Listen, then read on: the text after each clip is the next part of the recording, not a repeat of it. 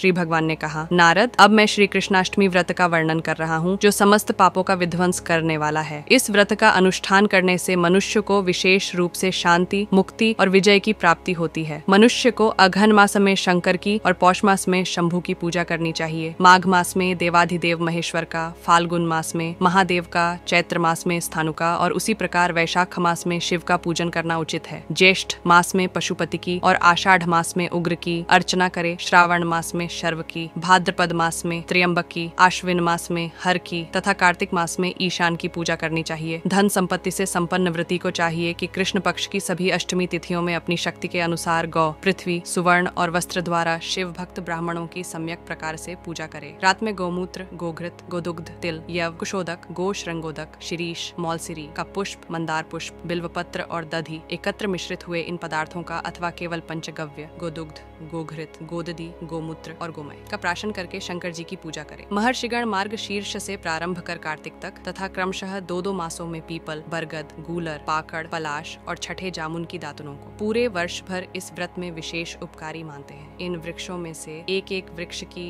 दातुन दो मास के क्रम से करनी चाहिए, अर्थात 2 महीने तक एक वृक्ष की दातुन करे, पुनः तीसरे चौथे मास से दूसरे वृक्ष की करे। फिर प्रधान देवता के निमित्त अर्घ्य देना चाहिए तथा काली गौ और काला वस्त्र दान करना चाहिए। व्रत की समाप्ति के अवसर पर दही, अन्न वितान, तंबू, चंदोवा आदि, ध्वज, चंवर, पंचरत्र से युक्त जल पूर्ण घड़ा, काली गौ, सुवर्ण, अनेकों प्रकार के रंग बिरंगे वस्त्र आदि ब्राह्मणों को देने का विधान है। जो उपर्युक्त वस्तुएं देने में असमर्थ हो वह अपनी शक्ति के अनुसार एक ही गौ का दान करे। दान देने में कृपणता नहीं करनी चाहिए, यदि करता है तो वह दोष का भागी होता है। जो मनुष्य इस श्री कृष्णाष्टमी व्रत का अनुष्ठान करता है वह 2100 कल्पों तक देवताओं द्वारा सम्मानित होकर शिवलोक में पूजित होता है।